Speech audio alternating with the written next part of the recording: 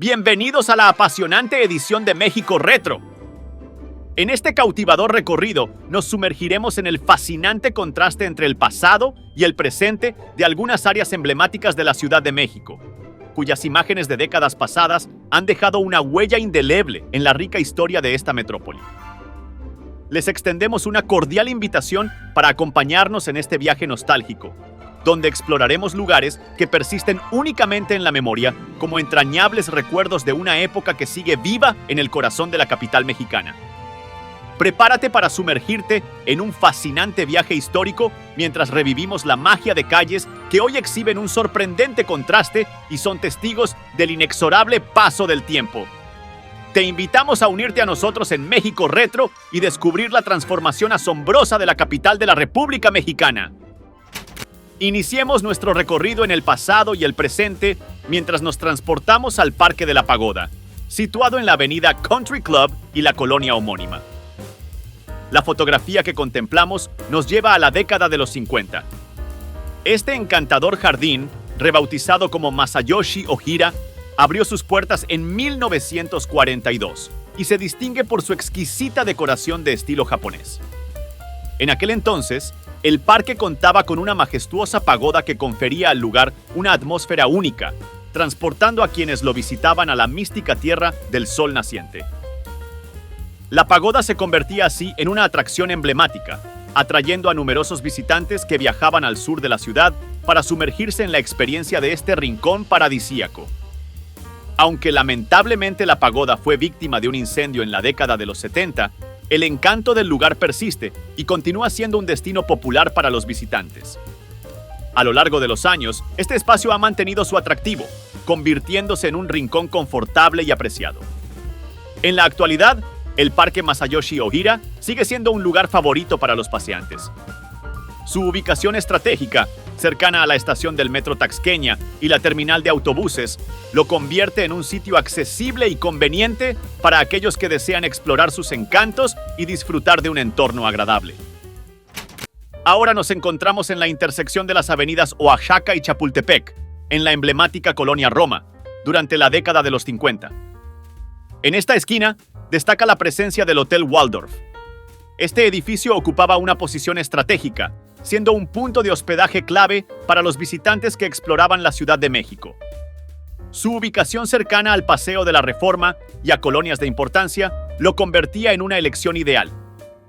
Sin embargo, en la década de los 60, el Hotel Waldorf fue demolido para dar paso a la creación de la glorieta del Metro Insurgentes.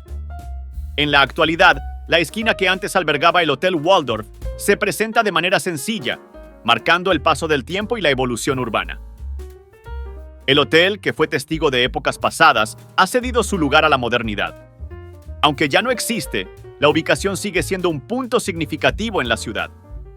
En el terreno que ocupaba el Hotel Waldorf, hoy en día se encuentra una sucursal del Banco Azteca, reflejando la transformación económica y comercial de la zona. Además, en las proximidades, se han erigido hoteles más lujosos y modernos. Ahora, exploraremos una vialidad que albergaba la estatua de Carlos IV, comúnmente conocida como el Caballito, junto a la Avenida Juárez en torno a 1950. A la izquierda se aprecian tres estructuras que posteriormente desaparecieron con la expansión del Paseo de la Reforma. En el horizonte se distinguen el Hotel Regis y la majestuosa Alameda Central. Este monumento icónico se mantuvo en este emplazamiento hasta 1979. Momento en el cual fue trasladado a la Plaza Tolsá. Este lugar era considerado un punto de referencia en esa época, ya que servía como conexión clave entre el Paseo de la Reforma y la Avenida Juárez. En la actualidad, la zona ha experimentado una transformación notable. En el lugar donde antes se encontraba la estatua de Carlos IV, ahora se alzan edificios modernos que reflejan el dinamismo arquitectónico contemporáneo. A pesar de que el Paseo de la Reforma se ha ampliado hacia el norte, esta vialidad en particular sigue siendo de gran importancia. Hoy en día, continúa siendo un punto de referencia significativo para los capitalinos, manteniendo su relevancia en la trama urbana de la ciudad. Ahora exploremos esta perspectiva del cruce de Juárez, Madero y el actual eje central a finales de los años 30, capturada desde la acera del Palacio de Bellas Artes. En el centro de la escena se erige el edificio de estilo Art Deco de la aseguradora La Latinoamericana, el cual con el tiempo fue demolido para dar paso a la construcción de la torre del mismo nombre. Este edificio, característico de su época, desempeñaba un papel destacado en el paisaje urbano. A lo largo de los años, experimentó varias remodelaciones en su fachada, adaptándose a las tendencias y evolucionando junto con el desarrollo arquitectónico de la ciudad. En la actualidad, la Torre Latinoamericana se erige como la protagonista indiscutible del Horizonte. Con sus imponentes 42 pisos, destaca notablemente entre las construcciones más antiguas de la ciudad. Esta torre, ícono emblemático de la Ciudad de México, culminó su construcción en la década de los 50. La Torre Latinoamericana se ha convertido en un símbolo representativo de la metrópoli, reflejando la mezcla entre la tradición arquitectónica y la modernidad que define la evolución continua de la capital mexicana. Ahora, exploremos una fotografía del Cine Lido, situado en la esquina de Tamaulipas y Benjamín Hill, en la colonia Hipódromo. La imagen, capturada en 1944, nos transporta a esta sala de cine diseñada por el arquitecto Charles S. Lee y que había sido inaugurada 2 años antes. La marquesina anuncia la proyección de la película Horizontes Blancos en esa fecha en particular.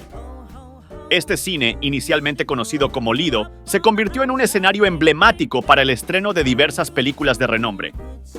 Con el tiempo, experimentó un cambio de nombre a Bella Época. Hoy en día, el edificio alberga una librería del Fondo de Cultura Económica, conservando así su relevancia cultural en la zona. Hoy en día, este lugar presenta cambios notables en su apariencia. La gran marquesina que alguna vez anunciaba las películas ya no está presente, pero la torre que caracteriza al edificio se conserva. La fachada, con su diseño de época, ha resistido el paso del tiempo, manteniendo su encanto original. En el interior se han realizado modificaciones para adaptarse a su función actual como una librería del Fondo de Cultura Económica. Los diferentes libreros exhiben una amplia variedad de libros en venta, transformando el espacio en un punto cultural dinámico. Aunque los años de películas de la época dorada del cine han quedado atrás, el edificio sigue siendo testigo de la evolución cultural y se mantiene como un importante rincón literario en la ciudad. Ahora exploremos otra joya cinematográfica: el cine, ubicado en el centro urbano Manacar, en la esquina de Insurgentes Sur y Río Mixcoac, durante la vibrante década de los 60. Este complejo arquitectónico, diseñado por los talentosos arquitectos Enrique Carral y Víctor Vallardo, fue inaugurado en 1963. La sala de cine, en particular, se destacó por presentar un impresionante telón creado por el artista guatemalteco Carlos Mérida, conocido como Los Danzantes. Este fascinante telón adornó la gran pantalla durante un extenso periodo, hasta que en 1995 fue desmantelado y resguardado. En su época dorada, el cine Manacar se erigió como uno de los destinos preferidos para los amantes del cine, convirtiéndose en una tradición arraigada en las familias de la época. Su legado perdura como un recuerdo nostálgico de aquellos días de esplendor cinematográfico. En la actualidad, el espacio que antes albergaba el cine Manacar ha experimentado una transformación significativa, dando paso a la imponente Torre Manacar. Actualmente, este cine forma parte de la franquicia Cinemex, y el lugar en su totalidad se ha convertido en una extensa plaza comercial. La torre, caracterizada por una arquitectura moderna y de gran altura, domina el panorama con su presencia imponente. Los alrededores del sitio también han experimentado cambios notables para adaptarse a la nueva configuración, brindando una experiencia renovada a quienes visitan la zona. Además, el famoso telón de Los Danzantes ha encontrado su lugar dentro de la plaza de la Torre Manacar, preservando así un elemento distintivo de la historia cinematográfica en este nuevo contexto urbano. Nos transportamos al cruce de las avenidas Izazaga y 20 de noviembre, poco después de la apertura de esta última en los años 30. A la izquierda se erige el imponente Templo de San Miguel, construido por Pedro de Arrieta a finales del siglo XVII, una obra arquitectónica que perdura en el tiempo.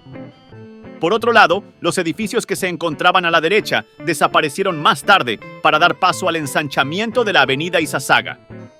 En esa época, las calles de la zona eran más angostas, pero la creciente necesidad de la Ciudad de México impulsó la iniciativa de nuevos proyectos urbanos para mejorar la capital. Este cruce histórico es testigo de la evolución urbana, donde la adaptación a las demandas de la ciudad se convirtió en un impulsor clave para la transformación de su paisaje. En la actualidad, la vialidad en el cruce de las avenidas Izazaga y 20 de noviembre se ha transformado en un espacio más amplio y con mayor flujo vehicular. La mayoría de las construcciones originales desaparecieron con la realización de las obras de la avenida 20 de noviembre. Únicamente el Templo de San Miguel permanece como testigo silencioso de la profunda transformación del centro histórico de la Ciudad de México. El comercio se ha convertido en el elemento dominante en la zona, reflejando la evolución de este espacio hacia un centro económico vibrante. Ahora nos desplazamos a una zona cercana a la vía del tren que parte de la estación de Buenavista. La imagen nos brinda varios detalles, destacando la construcción de la torre insignia de Tlatelolco en una fotografía tomada en 1962. En primer plano, se observan trabajadores ocupados en la construcción de la unidad Nonoalco-Tlatelolco, mientras que a la derecha se destaca la presencia imponente del Templo de San Miguel Nonoalco. Este templo, finalizado entre 1707 y 1709, se erige como la estructura más antigua de la zona. La vista en esa época contrasta significativamente con la realidad actual, revelando la evolución y transformación que ha experimentado este lugar a lo largo de los años. Ahora, las vías del ferrocarril que actualmente recorre el tren suburbano han experimentado una transformación completa. Tanto la infraestructura vial como su entorno circundante han evolucionado. A pesar de estos cambios, el Templo de San Miguel Nonoalco y la torre insignia de Tlatelolco aún permanecen como testigos históricos de la zona. En la estación de Buenavista se construyó la Plaza Forum, marcando un nuevo punto de referencia en el área. Además, varias secciones de las vías fueron modificadas para permitir la construcción de pasos y ajustes, adaptándose a las necesidades cambiantes de la ciudad. Y así damos por terminado este evocador viaje a través de la historia de las zonas de la Ciudad de México. Pronto nos reuniremos nuevamente en otro fascinante video, explorando las calles y colonias en su antes y después. Acompáñanos para descubrir cómo lucían en décadas pasadas. Prepárate para sumergirte en una nueva ola de recuerdos y nostalgia. Si disfrutaste de este video, te invitamos a manifestar tu aprecio dando un me gusta, suscribiéndote y activando la campanita para recibir notificaciones sobre futuros contenidos. Tu respaldo es fundamental para seguir compartiendo estos emocionantes viajes a través del tiempo. Esperamos contar contigo nuevamente en la próxima edición de México Retro. Hasta pronto y gracias por ser parte de este fascinante recorrido lleno de nostalgia y recuerdos.